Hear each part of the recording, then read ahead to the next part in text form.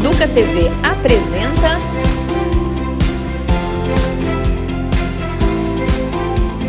Vamos Conversar. Olá, seja muito bem-vinda e muito bem-vindo ao Vamos Conversar, o videocast aqui da Educa TV. Toda semana, aqui para Campinas e mais 48 cidades da nossa região, no canal 12.2, a gente conversa sobre educação, cidadania, para aprendermos juntos e construir uma sociedade mais justa e acolhedora. Por isso, se você quiser participar do programa e mandar uma mensagem para a gente, anota o número do nosso WhatsApp. É o 19 98437 4148. E você pode também acompanhar o podcast nas principais plataformas de áudio, como o Spotify. As possibilidades oferecidas pela inteligência artificial ainda são uma realidade que estamos começando a explorar, mas ainda não temos ideia de onde poderemos chegar. E na educação, será que estamos preparados para essa transformação? Neste episódio, vamos refletir juntos. A IA está tornando a educação mais acessível e eficiente ou corremos o risco de terceirizar o ensino sem considerar as consequências? Plataformas adaptativas, correção automática, essas ferramentas prometem personalização, otimização e democratização do conhecimento. Mas a que custo? Será que a dependência excessiva da tecnologia pode substituir habilidades humanas essenciais? Além disso, os algoritmos da IA não são neutros. Eles podem reforçar desigualdades ao perpetuar vieses culturais e raciais que já existem, especialmente em um contexto de ensino automatizado.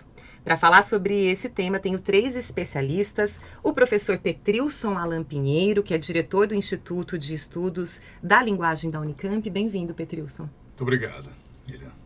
Professor Sérgio Ferreira do Amaral, membro da Associação Internacional de Inteligência Artificial. Obrigada pela presença, professor. Obrigado pelo convite. E o professor Evandro Santos, que é professor de artes na Rede Municipal de Educação e faz parte do grupo de trabalho sobre tecnologia e educação na rede. Bem-vindo, muito obrigada. Prazer, obrigado pelo convite. Eu já apresentei vocês, mas eu gosto que as pessoas tenham aqui a oportunidade de reforçar, de destacar aquilo que é mais importante na trajetória. Então, Evandro, começa contando pra gente um pouquinho sobre você. Bem, eu sou formado em estudos artísticos pela Universidade de Coimbra, onde eu iniciei um doutoramento também na área dos estudos culturais. Atualmente eu desenvolvo minha tese sobre ambientes virtuais de interação e criação artística, vinculado ao Olho, o Laboratório de Estudos Audiovisuais da Unicamp, lá na Faculdade de Educação. Muito bem. Você, professor? Bom, a minha condição, eu sou professor titular da Faculdade de Educação e coordenador do Laboratório de Novas Tecnologias Aplicadas na Educação da Faculdade de Educação da Unicamp. A minha participação fundamental aqui é destacar um pouco, que eu acho que você fez uma excelente introdução. Obrigada. E o grande problema de IA na educação é isso que você retratou aqui. Eu acho que aí esse é o ponto de partida para a gente discutir. Ótimo, então daqui a pouco a gente fala sobre isso. Você, Petrilson? Boa tarde, Lílio, boa tarde a todos da Educa TV. Um prazer estar aqui, poder falar um pouco sobre um assunto tão importante, como o professor Sérgio já disse, foi muito bem introduzido por você. Eu sou professor do Departamento de Linguística Aplicada da Unicamp, estou o diretor, do Instituto de Estudos da Linguagem e eu coordeno um grupo de pesquisa do CNPq que se chama Multiletramentos na Escola por meio da hipermídia. E a gente tem sido uma preocupação nossa e que inclusive também traz professores da educação básica para o grupo e também está ligado a projetos de extensão que a gente desenvolve com professores da rede pública, inclusive do município de Campinas, Então, é um assunto que nos interessa muito discutir. Muito bom. Bom, eu acho que a gente tem que ter um ponto de partida aqui. Eu queria ouvir de vocês, imagino que existam muitos exemplos, mas os principais exemplos de como a IA hoje está sendo usada na educação. O que hoje, nesse contexto, a gente poderia destacar? Quem quer começar? A primeira pergunta é sempre assim. Eu começo. Então, vamos lá. Na realidade, eu queria contextualizar essa conversa buscando o eixo que se destacaria. Falar em educação é falar do protagonismo do professor. Esse é a essência. O resto é conversa fiada. Do ponto de vista, tanto a gente tem, nos últimos anos, a gente destaca muito a tecnologia. Mas, na realidade, o protagonismo do professor é fundamental. A tecnologia é mediador do processo. Então, nesse aspecto, a gente tem que destacar 2 elementos como se discute agora com a IA. Mas isso vale com a internet e as redes sociais. Educação com e educação para. Educação com é um instrumental, é metodológico. Educação para é todos os aspectos que você já levantou. Há questões de autorais, qualidade material, etc, etc, etc. Esses 2 elementos são fundamentais para evitar erros do passado e a contemporaneidade. Um elemento que eu destaco não é a IA, porque ela é presente, mas é fundamental o aspecto que eu colocaria hoje, que já é um problema de escola, o uso do celular, que é proibitivo, de acordo com a normativa, mas obviamente se pecou exatamente como vai se pecar com a IA. Educação para o celular, educação com o celular. Esses 2 elementos já está reproduzindo o erro que será a própria IA. Nesse aspecto educacional. Porque nós não pensamos na formação dos professores, de forma continuada, esses 2 critérios. E aí você acaba tendo um problema fundamental. E hoje o problema de IA na educação, em sala de aula, é um problema com o professor. E na realidade a IA está até sendo utilizada na escola, né? As crianças. Então esse é um fundamental. O resto são detalhes. Pedrilson. Eu acho que o professor Sérgio já iniciou muito bem. Eu acho que essa preocupação e acaba sendo um temor também por parte do professor, porque a gente também tende, justamente por causa disso, a colocar muita carga no trabalho do professor, justamente porque ele tem um papel central, mas e ele, bom, o que eu faço com isso? Como é que eu lido com isso? É um temor mesmo. Cada vez eu costumo dizer que ensinar hoje nunca foi talvez tão difícil em função de tudo que está acontecendo, mas também, por outro lado, pode ser muito desafiador. Agora, eu acho que a gente tem que, quando a gente está pensando em educação, a gente tem que pensar, até inclusive eu gosto de usar o termo de forma ecológica, porque isso envolve um conjunto de atores. Eu acho que colocar a responsabilidade num único ator é complicado. Isso envolve a gestão da escola, envolve as autoridades, envolve políticas, por exemplo, de que nós vamos lidar, como nós vamos lidar com a inteligência artificial, por exemplo, com as redes, que eu não gosto de falar de mídias sociais, eu falo mídias digitais, porque elas não são nada sociais, né? Elas são digitais, mas agora social é outra história, né? Então, eu acho que a gente tem que se preocupar com essas questões, por exemplo, ter regras de controle sobre essas big techs, como elas agem sobre as pessoas. Então, a gente tem que ter regulação, sim, sobre essas big techs. Elas não podem fazer o que elas bem entendem, né? E a gente está vendo agora que está sendo muito preocupante com o novo governo que entrou nos Estados Unidos. Enfim, então, há um conjunto de atores envolvidos aí. Agora, e o papel da educação é fundamental, mas ela é prospectiva, porque ela pensa no futuro, e a gente tem que pensar cada vez mais, mas o que a gente faz no presente? E esse professor está ali, muitas vezes, sem esse apoio, sem esse respaldo, seja da escola, seja do governo, né? E eu vejo, por exemplo, certas ações governamentais, aqui não vou citar nomes, mas de materiais digitais que você tem que empurrar a goela abaixo para o professor sem um devido preparo, sem que isso seja discutido, PowerPoints, enfim. Eu acho que a gente tem que discutir como se usar a IA, por exemplo. É possível usar? Como? E aí a gente tentar ir colocando isso de uma forma que traga o professor junto. E não simplesmente dizer que culpabilizar atores especificamente. Então, eu acho que é um conjunto de atores que estão envolvidos e a gente precisa pensar em como eles podem trabalhar de maneira ecológica, ou seja, interligada. E todos os atores são importantes dentro desse processo. Nesse sentido, você já começou a fazer uso, né, professor, com os seus alunos da IA. Eu acho que posso servir de exemplo aqui para a gente conversar. Sim, mas antes eu acho absolutamente interessante essa questão porque leva a ideia que vai de encontro à necessidade premente de formação dos professores, principalmente sobre essa nova realidade que não é tão nova assim. Nós sabemos aqui que a IA está aí presente desde o advento da ciência da computação, e isso ali para os anos 50. O que nós temos hoje são formas mais evoluídas e que os próprios alunos trazem para a escola. Eu acredito que nós não devemos entender a inteligência artificial na escola como mais uma ferramenta na gama das TICs que já fazem parte dessa realidade há muito tempo. É preciso, talvez, se apropriar dela enquanto um elemento dessa nova cultura digital. Então, os professores devem estar preparados para isso.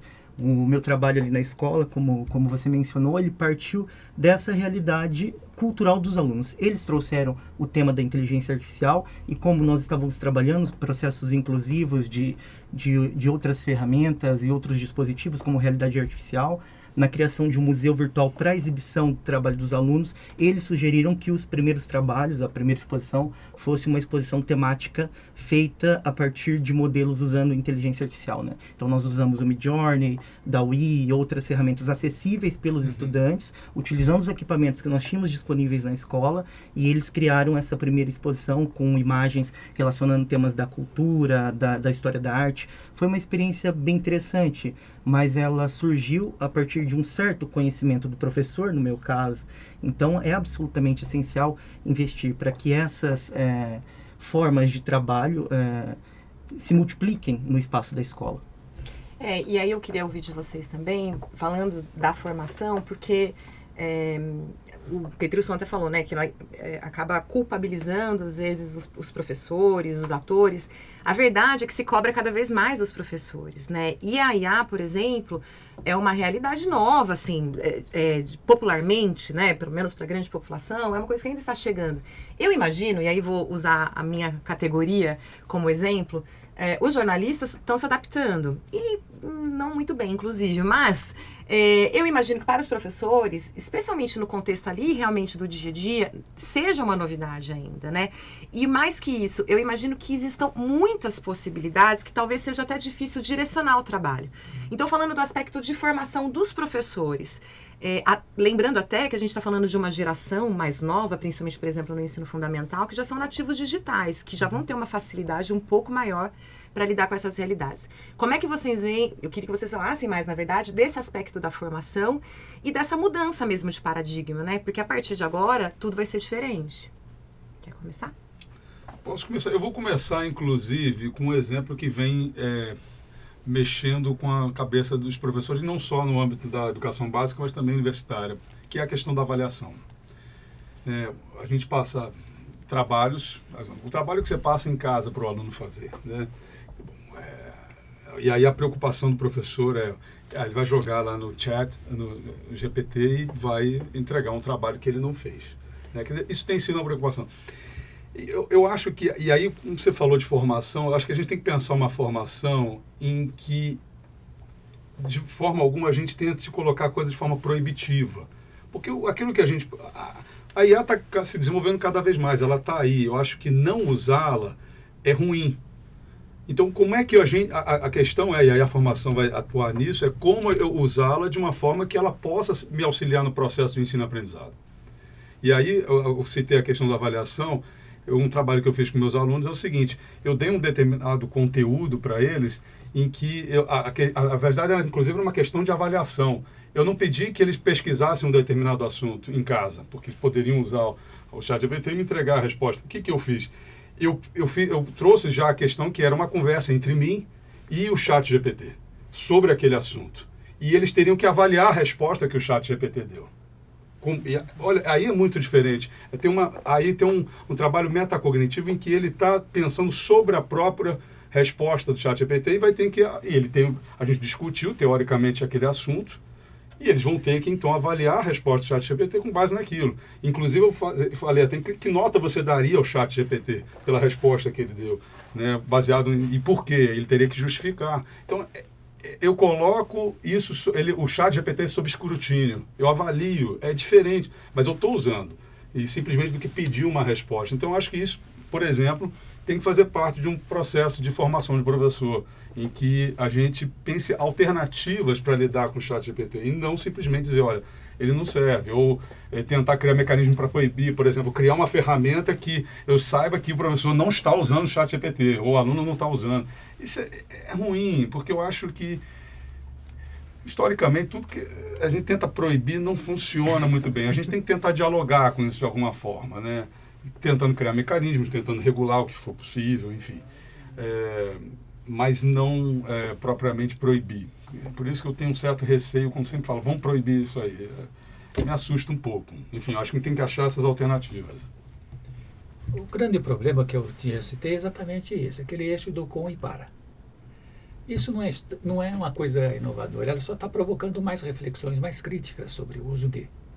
Por quê? Por exatamente isso, não acompanha a formação de. E não é culpa do momento, é culpa histórica. Né? Se nós tivéssemos essa conversa do ponto de vista da internet, muita coisa já teria superado. Por que eu estou falando isso? Vou citar uns dados que podem estar desatualizados. O Brasil hoje praticamente tem 70%, mais ou menos, estimativa, tem 70% de escolas públicas, falando das escolas públicas, laboratório de informática. Se você vai verificar o uso pedagógico didático desses espaços, não chega a 10%, de um lado. Do outro lado, cursos de formação continuada ou à distância, enfim, não importa, formação de professores. No seu currículo, tem áreas específicas que trabalham a parte instrumental e metodológica da tecnologia. Quanto isso tem no currículo? Não chega a 5%. Tem faculdades de educação que não tratam do assunto. Como é que você faz? Estou falando do ativo, de hoje, e o passivo. Há 15, 20 anos atrás, poucas formações dos professores estavam aproximando da tecnologia. Então, é um aspecto que isso nós temos que superar o mais rápido possível. Vamos falar especificamente de IA. Temos que entender a tecnologia. Por que ela está impactando? Porque ela utiliza uma tecnologia generativa, é uma técnica específica para fazer isso. E qual é o grande impacto? O resultado dessa, vamos dizer assim, inteligência, que na realidade não tem nada de inteligência, ela simplesmente faz uma narrativa na linguagem natural. Portanto, supõe-se que, do outro lado, é um autor que está interpretando uma linguagem natural. Bom, até aí, para mim, do ponto de vista de entendimento, não há nenhuma perspectiva de sucesso em função disso. Né? O que faz? Aí é que está o grande gargalo. Como que ele pensa? Eu estou me referindo à inteligência artificial. Na realidade, ele não pensa, ele processa a quantidade de informação que está aí. Pois bem, não existe filtro, não existe quantidade. Então, quando você fala exatamente de IA para tratamento de imagem, fica claro porque ela se baseia exatamente na perspectiva desse banco de dados de imagem. Então, ela reconhece e ela consegue fazer um traçamento de perfis de tendências, porque generativa é tendência. Por isso, uma das recomendações não é a palavra que vem expressa pela IA, quer dizer, ela te dá, é uma recomendação, não pode ser um diagnóstico. Recomenda-se que, por quê? Porque ela não faz diagnóstico.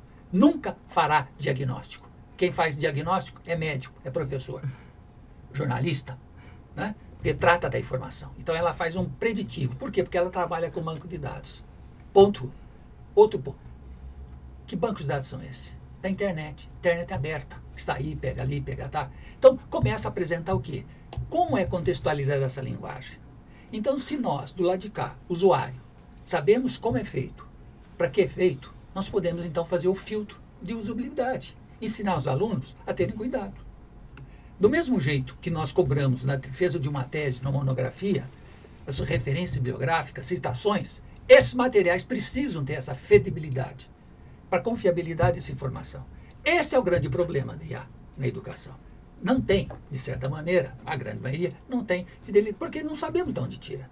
Além do aspecto, para pior, que não tem reconhecimento da autoria, que é grave, porque você está fazendo uso impróprio dessa informação. E quando aí o colega já levantou de que um aluno faz o uso disso como material individual, autor, ele está cometendo uma impropriedade. Não é dele, é dela de inteligência artificial, ou dele, né? Porque não tem gênero. Então, nesse aspecto, que a gente precisa ter educação para. Porque senão, não vai adiantar nada. E ela vai aprimorar, porque quantidade de informação que você tem. Agora, no caso do nosso colega, que usa para desenvolver criatividade, uso artístico, etc., ela é fundamental, porque ela estabelece o pontapé da criatividade. A partir de diagnósticos de procedimentos que ela construiu, ela facilita, vamos dizer assim, o primeiro roteiro da construção da criatividade.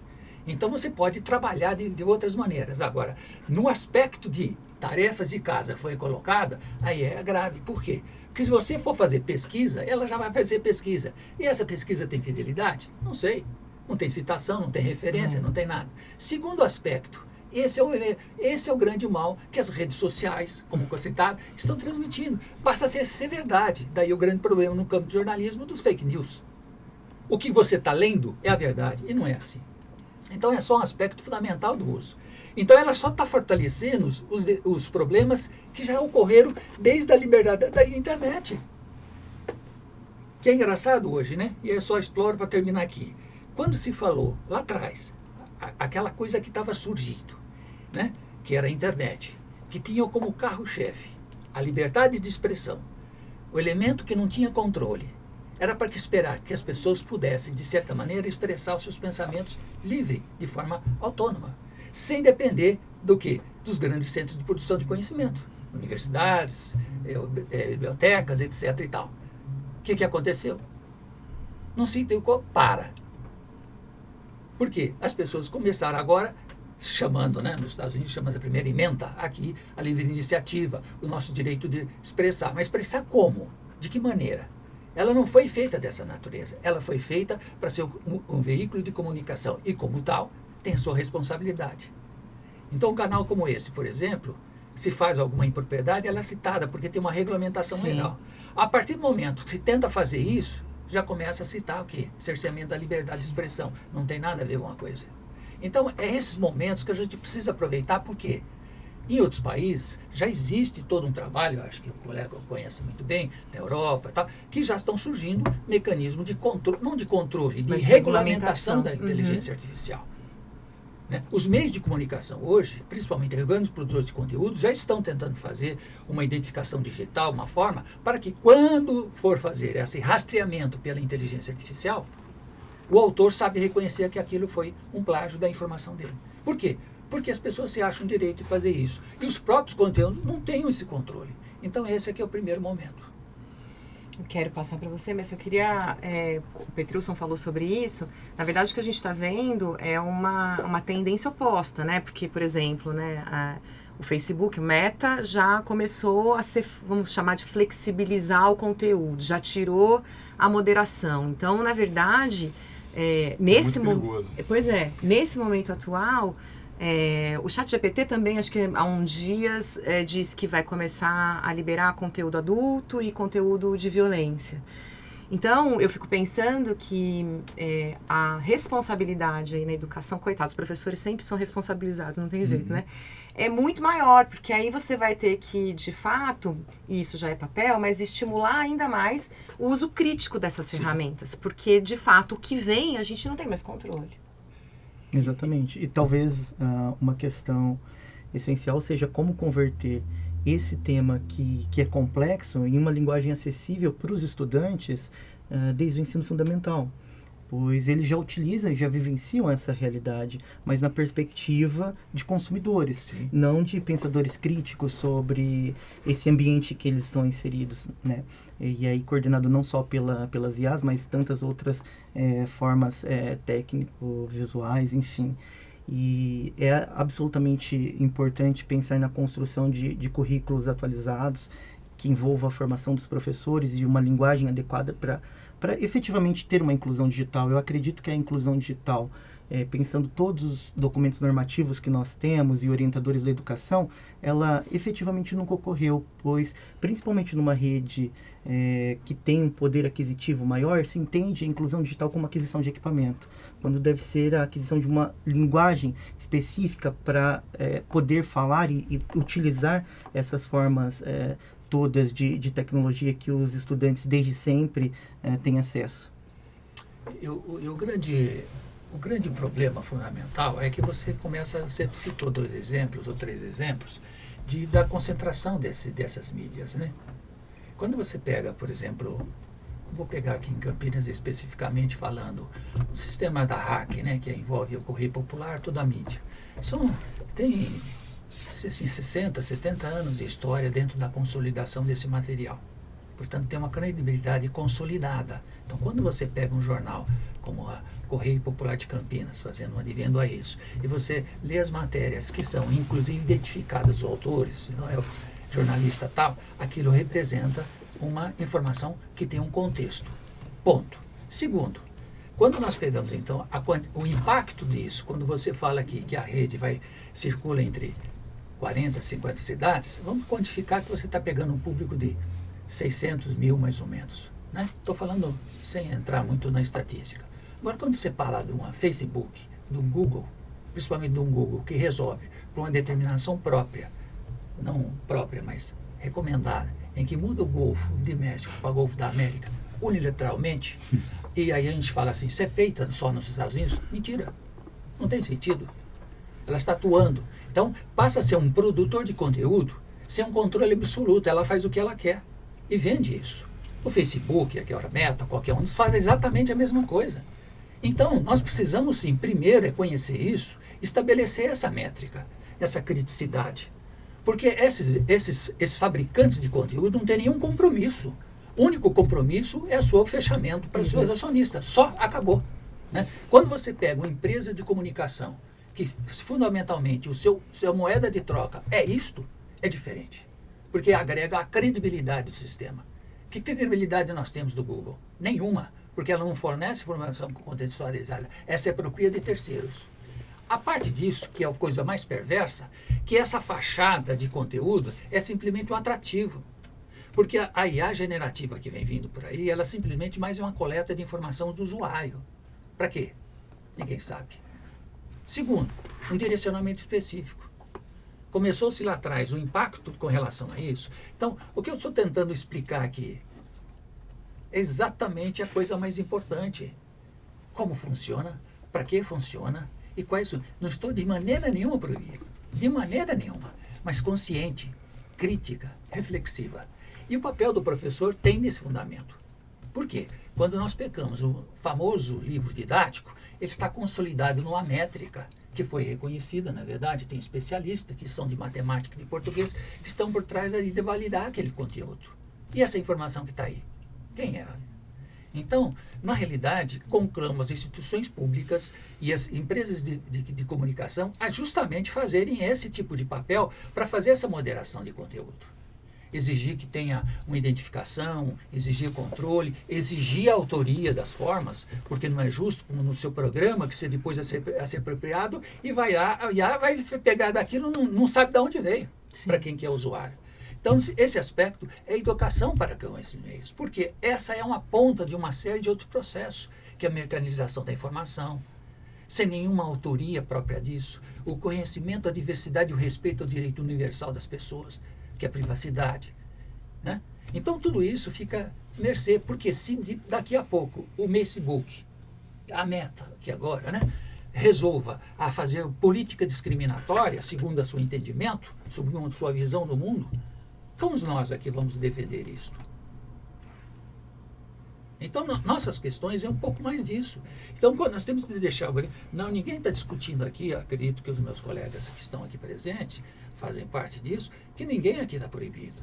Nenhum disso. Seria antagonismo. É, mais uma vez, tentar fechar a escola. Não existe isso. Ela é fruto do que está acontecendo na periferia, na sociedade. Não é verdade? Isso aí, nós estamos adaptando a isso aí. Agora, o problema, como coloco, é uma questão de linguagem, de formação. Né? Se fala muito da alfabetização digital. Que alfabetização digital é essa? Entendeu o que estou falando? Sim. É isso que nós estamos tendo que discutir. Porque ensinar as crianças, e eu já temos trabalhos já consolidados, publicados, utilizando inteligência artificial na pré-escola. Mas que absurdo! A criança já está familiarizando com isso. Sim. Nós queremos ensinar do ponto de vista educacional. Os pontos negativos, os pontos positivos, as ferramentas, os benefícios e, principalmente, esse é o grande os direitos universais das pessoas que temos que respeitar, principalmente assegurar a empregabilidade.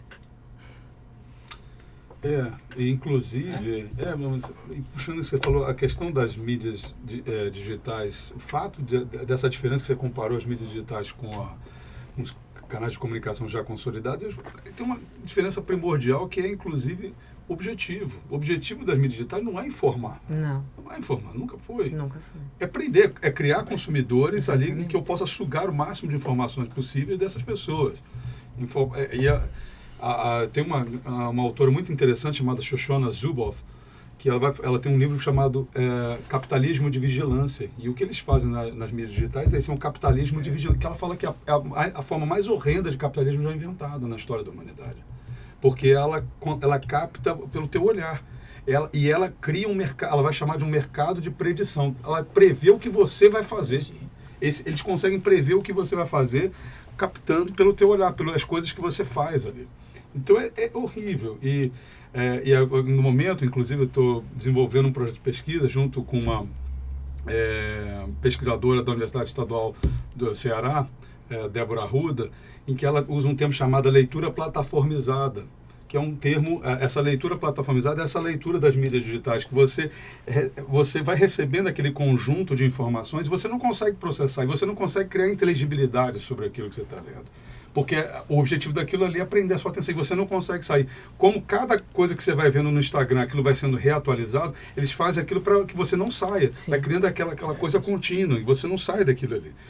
E o problema é, se você sai, você perde aquele fluxo. Então, ele se torna, de uma certa forma, um certo escravo daquilo.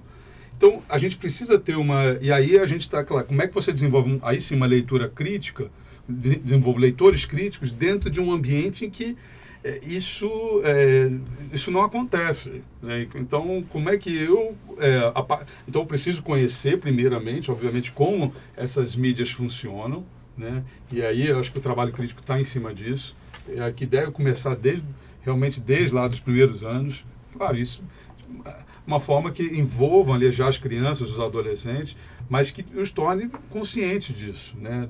De como essas mídias funcionam. E aí sim, eu acho que, agora, paralelamente, aí eu repito, eu sou chato em relação a isso, mas a gente precisa fazer, a gente tem que regular. A Europa está mais avançada do que a gente, aqui a coisa não avançou claramente, e a gente sabe por quê, porque a gente sabe que as Big Tech fazem lobby com os nossos deputados, né? A verdade é essa, né? Eles fazem lobby e eles não votam. E a gente sabe, há um certo tendenciamento de várias pessoas que acham que vem com essa crença de que qualquer regulação é coibir a liberdade de expressão, o que é uma falácia, porque isso também é uma questão conceitual. Há uma diferença clara entre você se expressar e você divulgar notícia falsa, né? Uma coisa é você expressar a sua opinião, outra coisa é você divulgar uma notícia, algo que é uma mentira, e dizer que aquilo ali é uma verdade, né? Que aquilo aconteceu. Então, saber distinguir uma coisa da outra. Então, assim, a pessoa pode dizer o que ela quiser na internet, ela pode sofrer um processo sobre aquilo, se alguém se sentir prejudicado. Isso é liberdade de expressão. Agora, alguém usar um canal para trazer uma notícia falsa e dizer que aquilo ali é verdade, isso não passa por liberdade de expressão. Isso é outra coisa, né? Então, isso é algo ensinável. Sim. Isso ensina. Ensinar o que é uma... o que é uma notícia falsa, por que não se deve divulgar notícia falsa. Isso precisa ser, a gente precisa discutir isso cada vez mais. Ainda mais num momento desse, em que a gente...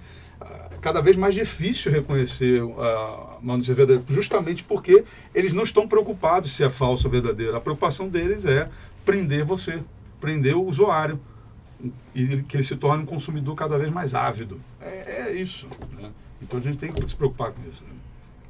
E complementando um pouco mais, poucas pessoas, quer dizer, do entendimento, que o uso dessa tecnologia em partes, ela tem dois aspectos interessantes para colocar isso, né? A gente faz, os grandes produtores de conteúdo sabem disso. A inteligência artificial é altamente poluente, ela consome muita energia. Então, hoje as grandes centrais, essas big techs, de certa maneira, ficam amarradas, porque o pacote, elas precisam depois do suporte tecnológico. Aqui em Campinas, algumas, principalmente nessas beiras de estradas, você vê aqueles grandes galpões, que na realidade aquilo é grandes centrais de processamento, então consome muita energia, ao mesmo tempo poluente. Por quê? Porque você gasta também para fazer refrigeração, porque você sabe perfeitamente, quando você carrega o seu celular, você vê que esquenta. É a mesma coisa, ele consome muita energia, isso esquenta, precisa de sistema de refrigeração.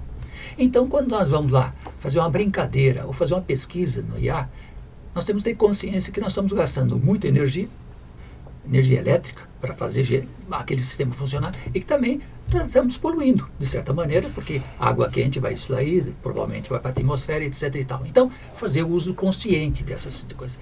São pequenos detalhes para aquilo que eu expliquei. A gente precisa saber o que está acontecendo, né? O uso adequado para isso. Então, quando nós colocamos esses problemas frente a isso, nós pegamos só parte de um problema, né? Usar na educação, fazer isso, melhorar o processo. Mas nós esquecemos fundamentalmente que o protagonista disso não sabe. Ninguém pode ensinar algo que não aprendeu. E associar isso dos métodos. Porque, repito, desafio qualquer um dizendo o seguinte: será que o método é antigo, é ultrapassado? Não. Ele não é adequado hoje, porque novas gerações estão sendo desenvolvidas. A visão de que essas crianças terão no mundo é diferente da minha, de qualquer um de vocês. Portanto, a expectativa de se fazer um ambiente de aprendizagem é diferente. Portanto, eles têm que estar, sim, envolvidos com a tecnologia, mas de que maneira consciente como funciona.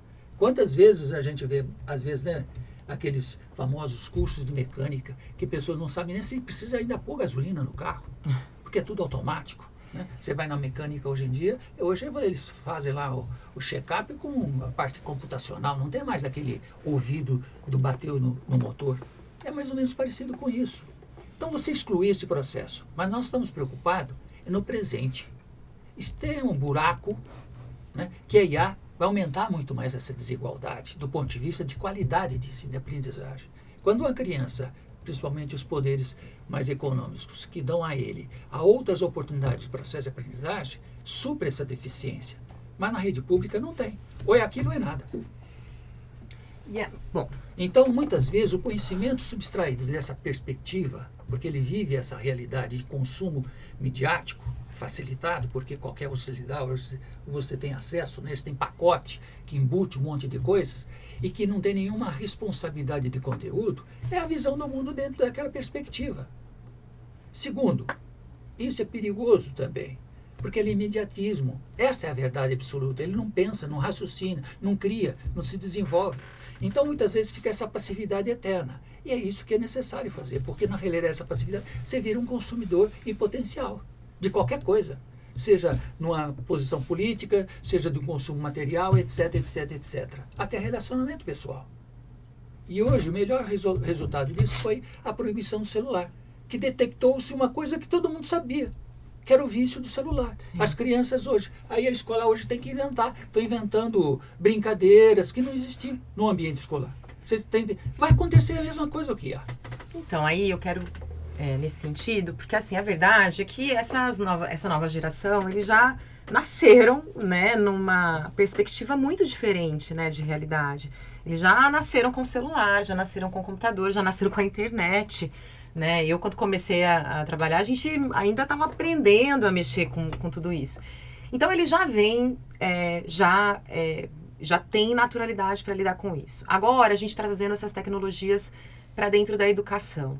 E aí, eu quero fazer uma provocação e quero ouvir de vocês que são especialistas. A gente não corre o risco também, até porque o senhor mencionou aí o ensino tradicional, de fazer com que a gente transforme a educação, de certa forma, dependente das novas tecnologias? Vai, Petrius. Olha,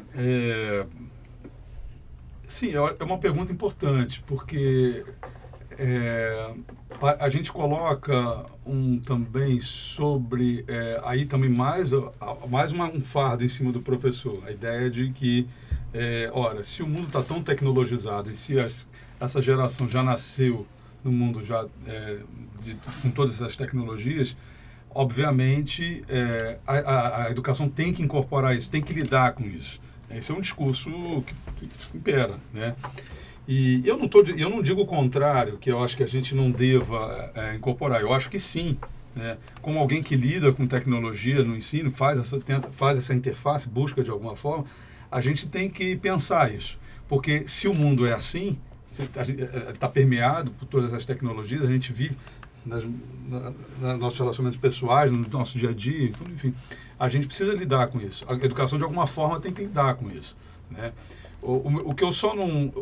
O discurso que eu não gosto é o de colocar isso como um fardo para o professor, né? Eu acho que por isso que o olhar crítico é fundamental, né? Agora, é indiscutível, né, que a gente precisa achar maneiras de lidar com isso.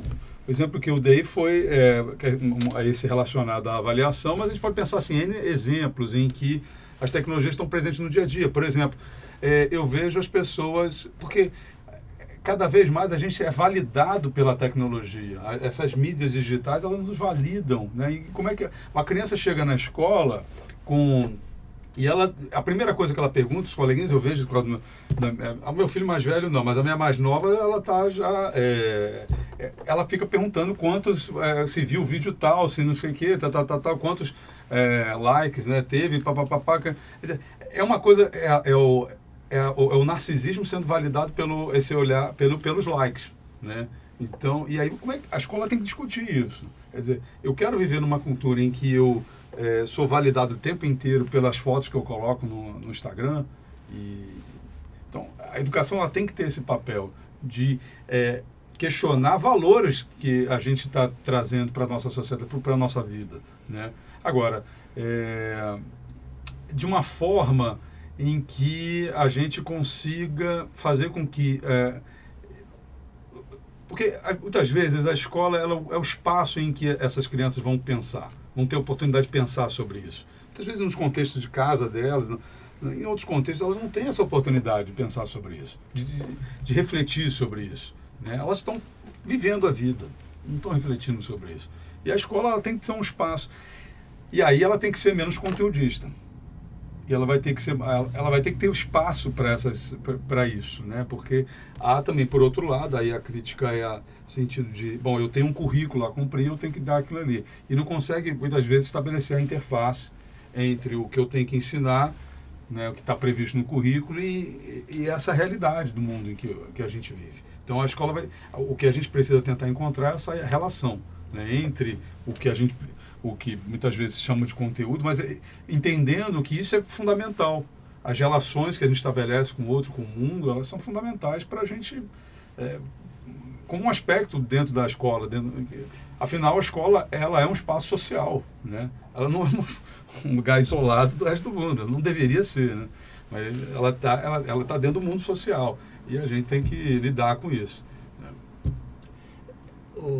Completando o que ele fala, né? Na realidade é muito interessante o olhar, mas eu diria o seguinte: a gente só consegue avançar em termos de qualidade de ensino quando você realmente compartilha isso. Vamos estabelecer uma métrica para ficar mais fácil. 50% de responsabilidade cabe à escola. Os outros 50% é a família. Família, a sociedade, o entorno. Né? Você aprende hoje assistindo a televisão, você aprende hoje não necessariamente o espaço escolar.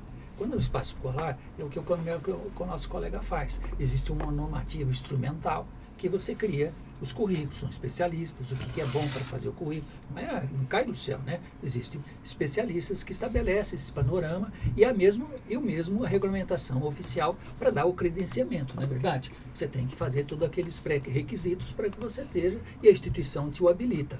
Não é uma coisa espontânea. Então, mas do outro lado também, eu digo, é esse, em torno de quê? Como é tratado esse assunto? Então, nós não podemos isolar a escola, mas também nós temos que redistribuir essa responsabilidade. É claro que eu estou falando de uma hipoteticamente falando, de uma situação ideal, né? Países onde você tem essa convivência social, participando aí da família e da sociedade, um pouco mais, vamos chamar assim, não é a palavra adequada, mais desenvolvida. Não seria bem a palavra adequada, mas mais atuante, né? Então você pega aí uma Dinamarca, uma Finlândia, esses outros países, onde você tem essa preocupação social mais envolvida, né? Até porque a atuação política dos representantes é muito diferente da nossa, né? Nos aspectos até da atuação política, bem como também dos aspectos da sociedade. A família é integrada à escola, é integrada das questões sociais, etc. e tal. Quando nós fazemos essa transposição e jogamos toda a responsabilidade da escola, nós temos uma série de problemas, porque a escola tem que cumprir um determinado currículo, responsabilidade. Fora disso, não dá. É como eu acabei de citar. Como é que os professores vão tratar agora essa criança que tem a necessidade de uma dependência maior do uso do celular? Aí você tem que contratar especialistas para dentro da escola trabalhar com isso. Não vai ser possível. Você não atende nenhum básico, imagine agora você ter psicólogo, ou um psicólogo em cada escola. Nem biblioteca tem. Então, é um surrealismo muito...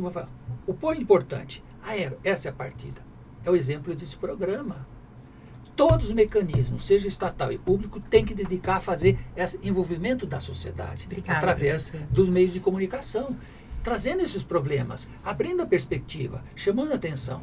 E eu falo disso, de que isso teria que ser temas, por exemplo, das novelas. Né? E já teve casos disso. Só que ela é superficial, ela levanta o problema, ela não dá uma solução. Levantar problema é fácil, nós queremos saber a solução. É a mesma coisa dos professores. Eles querem saber como eu posso melhorar o ensino em português usando IA. Sim. O colega faz isso só para completar, ele faz um pouco disso. E eu quero que de artes. Eu quero que a mas gente... isso é muita particularidade, é uma em centenas. Pois é, você já vai responder, eu quero que a gente já fale também desses exemplos. Então, vamos falar dos exemplos assim, pontuais de como é que tem sido usados bons exemplos aí à educação, por favor. A sua questão inicial sobre a ampliação da dependência tecnológica pelas crianças ou pelos professores, enfim, eu acredito que não houve um momento em que a escola não se relacionou com formas mais ou menos evoluídas de tecnologias, enfim, e suas remediações. O que acontece é que nós não podemos entender a escola como alheia à cultura externa a ela, né? Ela absorve todas essas questões que se desenvolvem no âmbito social. E seu papel primordial nesse momento é formar, não ampliar a lógica da formação de consumidores, porque isso as grandes corporações já fazem muito bem, mas são de atores críticos que possam usar essas formas tecnológicas, sejam elas do passado ou do presente, como as IA generativas, que é o tema desse encontro, de uma forma criativa. Enfim, e aí que entram os exemplos, né? No caso que nós desenvolvemos ali na MF Vicente Hall, há também outras propostas na Rede Municipal de Campinas que são compartilhadas através dos grupos de estudos temáticos. Nós temos vários grupos de estudo entre os professores nas diversas disciplinas, e eles relatam essas experiências de uso de tecnologias, de uso de IA nas suas escolas. Isso é absolutamente essencial e algo que deve continuar, e a rede deve,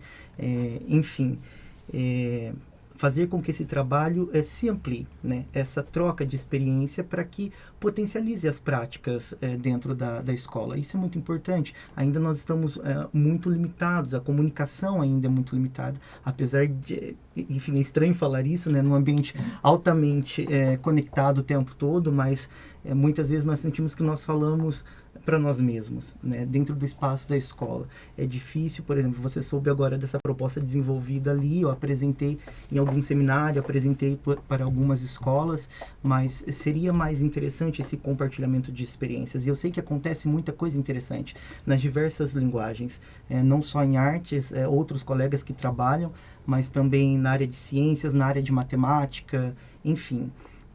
Isso é muito importante. Vamos ver como nós conseguimos avançar e viabilizar esse processo. Petrilson, você tem exemplos dentro das suas pesquisas de como é que a IA tem sido usada de forma positiva na educação? Eu dei esse exemplo em relação à avaliação, mas, por exemplo, a gente tem exemplos interessantes também na área de literatura, né? A questão de você pensar, por exemplo, o professor Sérgio falou sobre a questão do autor, né, com a IA. Quer dizer, uma questão interessante é pensar assim, bom, a IA é um autor, se ele poderia ser considerado um autor, né? Esse tipo de discussão é interessante. Então, por exemplo, você pegar obras literárias escritas por IA, né? E em que, por exemplo, se você pensar do ponto de vista de certos aspectos formais, estilísticos, né, de escrita, ela cumpre certos aspectos. E aí, então, se você olhar puramente, talvez a partir de certos aspectos formais, estilísticos, você poderia considerá-la como um autor, né? Mas claro, aí é a questão de ela de fato não pensa. O professor falou, ela se baseia com um imenso banco de dados que gera aquilo ali. E claro, nesse processo ela comete problemas, por exemplo, a questão do plágio, né? Até a questão do plágio, aliás, isso é interessante, porque com a IA a gente tem uma questão de pesquisa fundamental. A gente também tem que rediscutir a própria noção de plágio. Porque se você pensar, eu já vi respostas de IA em que ela não comete plágio. Ela não comete plágio porque ela não pega propriamente um trecho de alguém, como alguém exatamente disse, e coloca ali sem autor. Isso é plágio. Você pegou alguma coisa de alguém sem citar a fonte, isso é plágio. Mas ela vai fazendo combinações textuais, às vezes complexas, em função do imenso banco de dados que ela tem, em que você não consegue dizer que ponto aquilo ali de fato é um plágio, não. Porque se você pegar aquele trecho e jogar, por exemplo, na internet, você não vai achar aquele trecho exatamente como ela escreveu. Então, em tese, não seria plágio.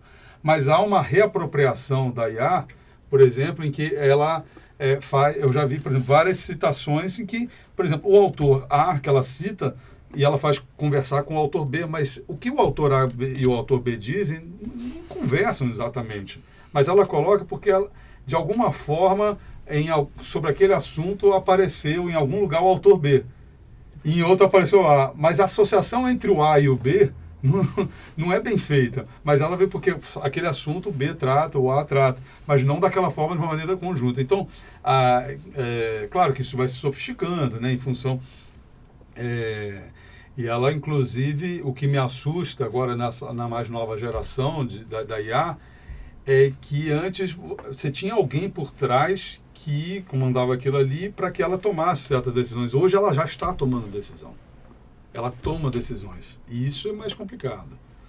Tem um exemplo interessante, não sei se vocês conhecem esse exemplo, que uma IA tentou, já aquela quarta geração do ChatGPT, ela tentou burlar o capture, que é aquela que você coloca, quantos paralelepípedos você vê, quantas bicicletas você vê. A IA não consegue resolver isso. O que ela fez? Ela entrou em contato com uma empresa para tentar resolver aquele problema. A IA entrou em contato. E a pessoa atendeu e aí ela falou assim, eu quero resolver esse capture aqui. E aí ele desconfiou que era o IA, porque como é que ele não consegue resolver? E aí ele falou assim, olha, mas por que você não resolve? Quer dizer, e você sabe qual foi a resposta da IA? Qual? Ele disse assim, eu não resolvo porque eu tenho deficiência visual. Ele, quer dizer, de uma certa foi um pensamento. Que desesperador isso. Isso é desesperador. Porque é a resposta perfeita. Ele disse, eu não consigo resolver porque é um problema visual. Eu tenho deficiência visual, logo eu não consigo resolver. Meu Deus. A IA respondeu isso. Então, é meio assustador quando a gente vê esse tipo de coisa, né? E como é que você lida com isso? Então, a gente vai ter esses exemplos, né? E eu acho que... Então, isso nos obriga também a discutir certas coisas. E, de novo, aí eu acho que não é proibir, é lidar. Então, por exemplo, a noção de plágio, a gente vai ter que discutir a noção de como é que a questão da citação, a questão de como é que por exemplo, como é que eu faço uma paráfrase? Falando do meu lado de língua, né? Assim, mas todo mundo, mas paráfrase, qualquer gente que escreve um texto tem que saber escrever uma paráfrase, né? Que eu pego a ideia de alguém, mas eu escrevo com as minhas palavras. Isso é um princípio, né? Se antes isso não era muito uma preocupação, passa a ser, né? E aí a gente consegue ver. Por exemplo, tem já softwares que estão sendo desenvolvidos para pensar. Você joga lá para ver se isso é feito por IA. Quer dizer, é a IA vigiando a IA. Agora, né? Então a gente está assim num processo... É coisa que está indo para isso, né? Então a gente vai inventando software para resolver um problema que outro software criou, né? Então isso é meio desesperador, né? Mas a gente vai ter que tentar achar soluções dentro disso. Né? O grande problema é o seguinte, isso faz parte da nossa evolução, né? Isso já aconteceu vários casos, a gente se lembra, para quem trabalha a questão de história, sabe lá, né? Quando lá, no início da Revolução Industrial, que botava lá, quebraram até as máquinas, essas coisas todas. Então é assim. O grande problema que eu vejo é o seguinte, né? Se nós percebemos que se nós não trabalharmos exatamente no desenvolvimento humano, nessas características, viram, né, pessoas que não pensam, pessoas que estão habilitadas a fazerem o seu apertador de botão, né? Então, nesse aspecto é que o papel da escola tem isso, né? Não é pedindo para o IA desenvolver uma arte gráfica que vai ser isso, mas estabelecer que isso pode ser feito. O outro aspecto, que eu acho que é o mais, que corre um pouco, isso é muito comum, já aconteceu e que vai continuar acontecendo com os meus alunos, né, tanto da graduação da pós, eu falo, mas eu posso utilizar IA para o texto solicitado? Pode, desde que faça a citação. Esse material foi isso. Você concorda ou não com aquilo ali? Você está entendendo? Por que eu quero dizer com isso? Não adianta você dizer que não faça. É bom você trabalhar com esse vertente, porque o fato de copiar, né, de colar e copiar, se for bem feito nesse bom sentido, representa pontos que desenvolvem a sua intelectualidade, no bom sentido crítico, criativo. Não é um fato só de... Agora, simplesmente fazer o Ctrl-C, Ctrl-V, que agora nem precisa mais disso, porque praticamente você já está fazendo no mundo digital, é mais fácil, porque antes ainda até tinha que fazer uma transcrição de texto, hoje está muito mais fácil. Mas o ponto de vista que eu sempre digo é o seguinte, não é a parte. É essa técnica, é a didática, é o trabalho, é a experiência que faz. O colega já demonstrou que está fazendo isso em escola. É possível. Né? Agora, como isso realmente está representando um acréscimo ao processo de aprendizagem? Como é que essas crianças estão aprendendo para o século XXI, para o século XXII? Como essas crianças estão vivendo com o IA? Quais são as relações? Porque ficar se pegando casos isolados, tanto do lado positivo quanto do lado negativo, sem uma solução que é melhorar o processo, porque se é positivo, nós vamos melhorar o positivo também. Mas nós temos que melhorar também o negativo, suprindo essas deficiências. E eu digo isso porque muitas vezes a forma do não é fácil, mas o sim é mais complicado. Porque na realidade o não você proíbe, mas trabalhar com o sim é muito mais complicado. Então, o que eu quero dizer com isso? Muitas vezes nós estamos caminhando numa normativa que proíbe. No âmbito escolar, nenhuma solução da proibição é resultado positivo. O processo de aprendizagem se faz com erro, se faz com a cola, mas desde que tem um objetivo para fazer isso. Então, o que nós estamos fazendo na escola? E o fundamental que vocês devem saber, vocês já passaram por isso, e muitas vezes vocês estão presentes, através de seus filhos, numa reunião de... a escola está preparando para o mundo, etc. De que maneira isso está ocorrendo?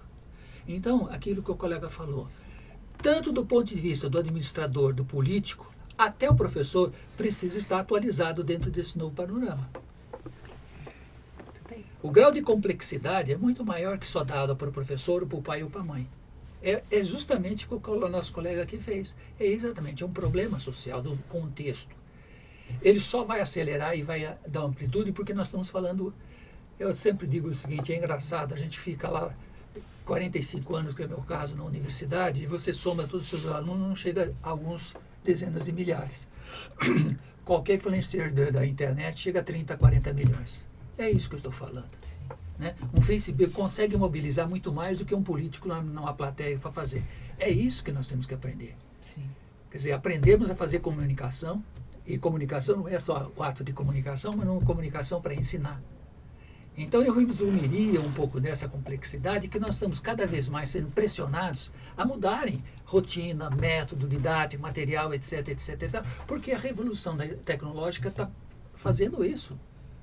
Olha que beleza, eu vou terminar fazendo um exemplo claro disso. Lá nos meus tempos de escola da comunicação, você estúdio, né, você via televisão, nossa, esse negócio era complicado. Hoje, você põe na frente o celular e faz transmissão ao vivo na internet. Isso é fantástico, porque você consegue democratizar essa produção, ao mesmo tempo na escola. Como nós conseguimos transmitir isto, não para 80 cidades, mas para 200 cidades, para o mundo inteiro. Está aí a internet. Né? Na hora que você põe no YouTube, você está falando com o mundo. Agora, o que nós precisamos é ter feedback, ter que esse aluno, esse ouvinte, continue fazendo isso. Esse é o problema. Porque, infelizmente, nós não temos algo que nos atrai. Né? Porque você pega um influenciador e já está consolidada a imagem. Pode falar um monte de situação, mas nós precisamos fazer isso, sair um pouco desse mundo cercado, né, dessa situação, para tentarmos realmente fazer esse diálogo junto às mídias, nesse aspecto, para que a gente realmente chegue nos milhões. Muito bem. Bom, o nosso tempo, é um assunto inesgotável, mas o nosso tempo não é, então a gente precisa ir para as considerações finais. Por favor, Evandro, sua mensagem final e fica aqui o nosso agradecimento à sua participação. Eu que agradeço novamente o convite, foi um prazer realmente poder falar um pouco dessa nova realidade, não tão nova assim, mas que cada vez mais é preciso dar uma atenção, seja ali na composição do currículo, no pensamento do desenvolvimento de atividades, enfim. E que bom que começamos no contexto de rede. Esse é um espaço que eu acredito que vai chegar a muitos professores e impulsionarem novas práticas e novas formas de trabalho, utilizando a IA e tantas outras formas tecnomediáticas. Obrigado. Obrigada. Você, Petrilson, por favor. Bom, queria também agradecer, Nini, seu nome, toda a equipe aí do Educa TV. Eu acho que tematizar isso é muito importante, a gente ter espaços para discutir isso, né? É o espaço de reflexão. Eu acho que isso aqui resume bem o que a gente discutiu aqui hoje, que é a ideia de poder pensar sobre isso, poder pensar sobre o que é a IA. Porque ela está na vida de todos nós, ela já está, a gente já sabe disso, mas como lidar com isso? A gente precisa falar sobre isso, criar mais canais sobre isso, discussão sobre isso. E o que a gente está tentando fazer é levar isso para a escola, porque a escola também discuta isso, né? Então, é desafiador. É desafiador para todos nós. É desafiador para nós que estamos na universidade, mas é desafiador para a sociedade, mas é particularmente desafiador para o professor que está lá no chão da escola, com os alunos, que precisa encontrar maneiras de lidar com isso. E eu acho que a gente tem que ser solidário a isso, né? Então, e tentar entender um pouco essa realidade, né? E não acho que a cobrança da sociedade sobre a educação ela tem que existir, mas ela tem que existir tentando entender essas realidades, porque o professor ele tá ali numa situação nada fácil, né? E acho que o desafio é esse, e tentar pensar a formação que traga esse professor e que a gente trabalhe junto com ele para pensar uma educação aí em termos freirianos, né, para que a gente possa esperançar uma educação, né? Ele fala, esperançar para ele é diferente de esperar, porque esperar é passivo, o Paulo Freire. Esperançar é movimento, é ação. Então, esperançar é a gente pensar o futuro, mas a gente trabalhar para que esse futuro aconteça. E que, na verdade, já é um presente, né? E é presente na nossa vida.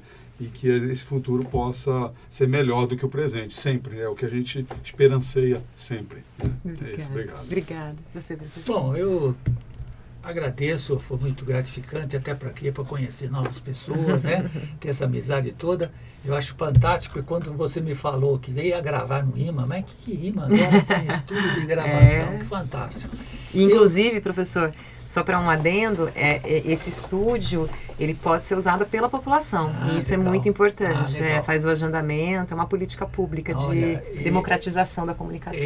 Eu falaria, acho que as minhas condições finais é o seguinte: esqueça IA, vamos fazer comunicação. Né? Então, nesse aspecto, no sentido da palavra, né, precisamos fazer exatamente isso, né? Democratização dos meios de comunicação para a gente poder tratar desses assuntos. Porque isso é um elemento multiplicador, fazer com que eu fico muito satisfeito em saber que a Prefeitura de Campinas, suas políticas públicas, está adentrando a essa perspectiva, porque nós precisamos disso, precisamos que as crianças, a escola, né, principalmente a atuação como elemento, fazer com que essa produção seja multiplicada, né? Porque é impressionante quando uma oficina feita numa escola, quando os pais vão na escola para presencial, qual impacto isso tem na sua própria formação. Então, acho que a gente precisa ter mais espaço. Exatamente graças às novas tecnologias que isso é possível, né? Foi através da TV, né? Mas podia ser também lá atrás que a gente ia fazer. Poucas pessoas sabem que essas normativas, essa regulamentação legal no país, em alguns aspectos são muito avançados. Mas, infelizmente, a qualidade política de execução é muito minoritária. Eu vou citar um exemplo muito claro, só para terminar, para deixar claro nisso, como é necessário isso fazer. Quando se criou-se a disponibilização por TV por assinatura, faz tempo, hein? 1992, começou-se a consolidar, existia então, e naquele momento, a vontade política, pós 1988, era muito ambiente democrático. Nossa Constituição Federal de 88 atual é muito participativa lá, não tentando mudar muita coisa. Mas lá existia o que? A necessidade de democratizar o acesso à TV por assinatura, porque a sinal aberta é impossível. Só começou-se a ser mais possível com a digitalização, porque você criaria mais canais. Mas ali, olha que engraçado, ali existia uma normativa federal em que estabelecia que a operadora da TV por assinatura, né, as NETs da vida, eram obrigatórias a disponibilizar 4 canais. Um deles é a TV comunitária. Quando isso implantado, e eu participei, que fui temporariamente presidente de uma aqui em Campinas, não tinha uma cobertura nacional de menos de 5%. Aí você pega e fala assim, mas é uma coisa que hoje eu ouvi falar, né? Ah, mas isso aqui atinge somente 5%, 10%, 15% da população. Mas é o começo, porque é uma conquista. Porque a TV, por assinatura, que era a TV comunitária, a TV pública também, porque tinha um canal da comunidade, canal da Câmara, né? Legislativo, judiciário, nós tínhamos a possibilidade de quebrar esse monopólio das comunicações. E isso só foi possível com a implantação da internet, que agora vem evoluindo exatamente a digitalização dos meios para facilitar. Só que esqueceram de fazer o quê? A educação comunitária. Você entende, né? Então não adianta a normatização. Aí vai acontecer isso. Vai facilitar? É óbvio. Porque nós vamos ter, por exemplo, um processo de alfabetização personalizada, porque nós temos um avatar virtual que pode fazer isso. Só a IA poder fazer isso. Mas como instrumentalizar? Políticas públicas. Gente, muito bem. Obrigado, desculpe. Muito bem, imagina. E esse foi mais um Vamos Conversar. Você sabe que aqui é conversando que a gente se entende. E na semana que vem eu te espero com mais um tema aqui na Educa TV. Eu sou a Lilian de Souza e até mais. Educa TV apresentou